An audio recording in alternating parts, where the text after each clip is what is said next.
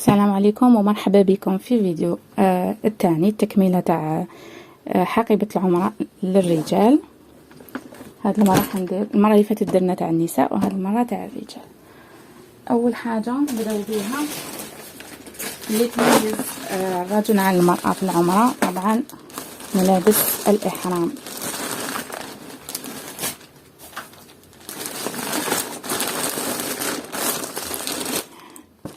هنا هادوك الفوطة تاع الإحرام مع السبتة تاعهم. اول حاجة نديروها منساوهاش، نديروها هكذا في ساشي.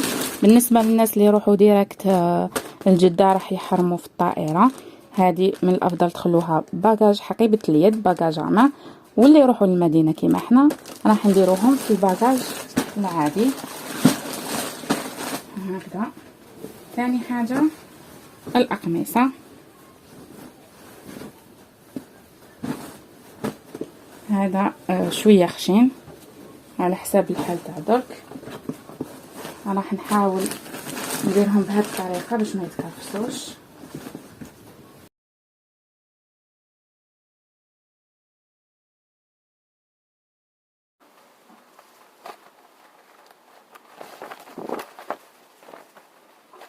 ما نساو هاد الطاقية بعد الإحرام راح يحفف الراجل، دونك نديرو وحدة هكذا.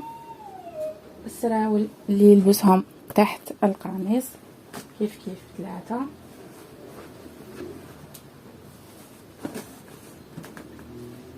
هنا التريكوات اللي يلبسهم من تحت، كاين صون ماش وكاين دومي ماش، كاين هذا وكاين هذا، واحد هكذا واحد هكذا.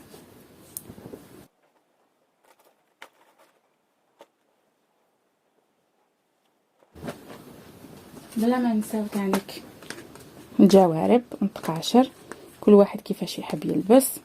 هنا درت له هكذا زوج كحوله وزوج بيوضه. لا تخوص دو تواليت تاعو فيها، هنا درت بيافين، هنا بروس ادون، دونتيفريس، شامبوان، ودرت له حتى الدواء هنايا اللي يسحقوا لا فيتامين سي توجور.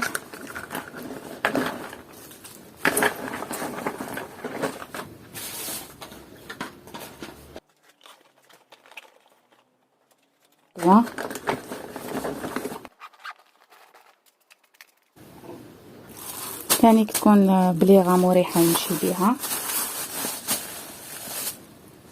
سجادة،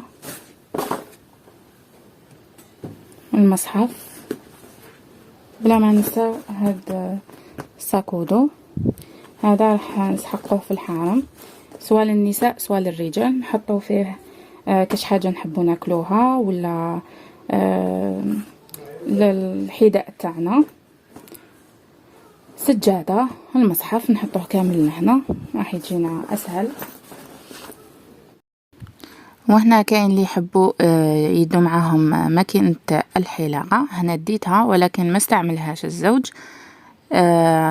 خير يروح للحلاق احسن، يعني ما يكون شعرني والو، يكون تقعد الغرفة نقية احسن واحسن. وبهذا نكون لحقنا لنهاية الفيديو تاع حقيبة العمرة للرجال. بقى لنا الفيديو الاخير اللي راح نحط لكم كامل وش لازم تدو معاكم للعمرة بالنسبة للرجال والنساء، اشياء مشتركة.